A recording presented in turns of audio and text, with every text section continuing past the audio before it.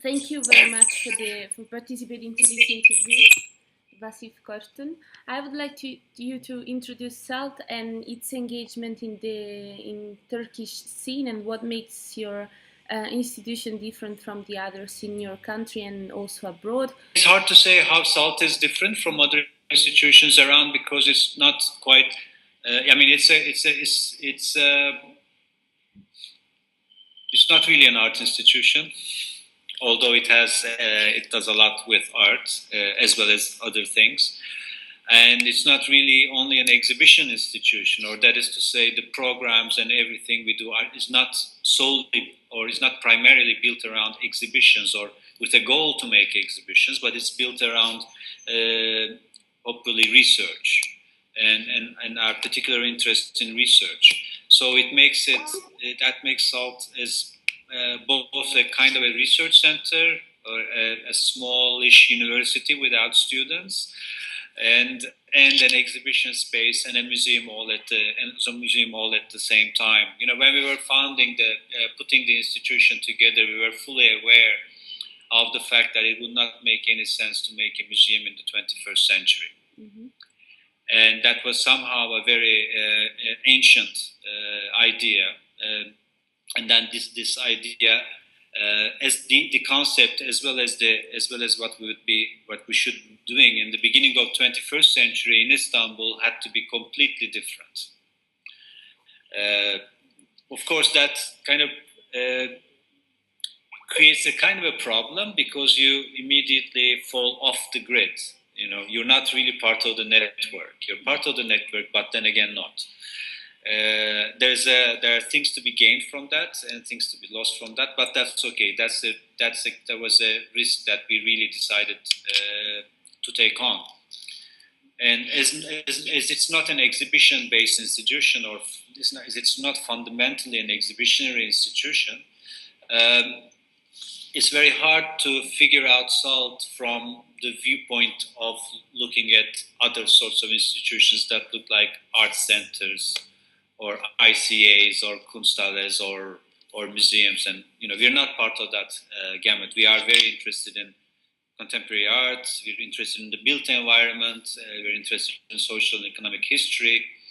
So we're still in the humanities, classically speaking. We still kind of rotate around that. We miss science, for example, in this institution, although that could have been another route to take. In Istanbul, it is very unique in that way. So it is. I mean, in terms of the international situation, it is very unique as well. You know, Istanbul scene has been dominated and regulated and run by private institutions in public service for the last 30, 35 years. And these are all smaller institutions. I mean, smaller in scale, and scale would be like Topkapı Palace or the Archaeological Museum. I mean, these are huge institutions of previous centuries with amazing collections and holdings. And the contemporary is relegated, or the 20th century more or less is relegated to the private institutions in terms of the service. Mm-hmm. And all of that kind of gained a particular kind of scaled up at the beginning of 2000s with the opening of the accession talks, with the EU accession talks, with the economic changes in the country, with Istanbul becoming a kind of a world center again, waking up from its sleep of 100 years, good or bad. I mean, there are many negative things about that as well. But so with that came the new contemporary art institutions, which is not really shocking because it happens all around the world at this moment, as it is happening in Lebanon with new museums now, as it's happening in Hong Kong with M+ now, or is it happening with the Gulf? It's happening in most places where there's a condensation of capital and money and liquidity and these sorts of things. Okay. I was intrigued by...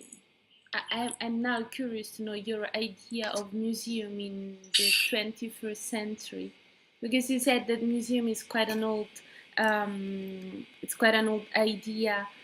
today, and it's quite problematic to open a museum today. So I would like to know what do you expect the institution of 21st century to be?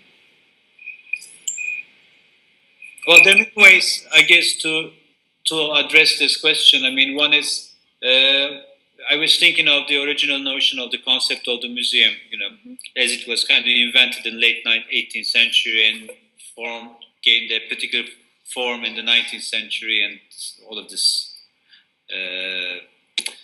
trajectory. And from an educational institution, from its civilizing mission to its spectacle mission right now. I mean, within that trajectory, and these are all. I was referring to more like encyclopedic institutions with their many departments, be they chronological departments or medium-based departments or geography-based departments, and all of those things. I think that's all a thing of the past. I'm not saying that one should get rid of the Louvre or the Metropolitan or the Chicago Art Institute at this moment. Those are institutions with their particular legacies and histories. It's very nice to see them still around. But the urgencies of today, the contemporary moment, and possibly our future demands other things from the cultural sector, other forms of responsibilities. We know now that knowledge is not departmentalized at all. So it makes no sense to make a departmentalized institution right now. We also know that knowledge does not come from the West anymore. So how to think in the future of an institution that doesn't prioritize the West, or is not a colonizing institution? Mm-hmm. But a decolonizing institution or a decolonial institution. And I mean, there are all these things that are coming on top of each other. Also, right now, the demands, I think that at least maybe it's a self-imposed demand, but we need institutions to be less neutral in our present time. And be more engaged with the political sphere, with the social sphere, ask good questions to the public, make decisions, or not only allow the context for people to make decisions, but also take a lead on certain things. Because as the public sector dissolves, it's one of the few places that as a public institution, art institutions or institutions in cultural service can be a little bit more specific about what they do. I mean, and also another thing is, of course, for a new institution today, we have to move on from, and as many institutions are moving on, obviously, from a notion of audience to a notion of a context where your users enter either a convivial or a complicated or a antagonistic or agonistic relationship with you, but with the understanding that this is the institution, the new museum is a cultural space in which these things can be discussed. So it can be convivial, it can be agonistic, but we start with the fact that this is the ground on which we stand, and this is the ground we claim, even if we may not like it. So we can actually affect the future of the institution in interesting and quite valid ways.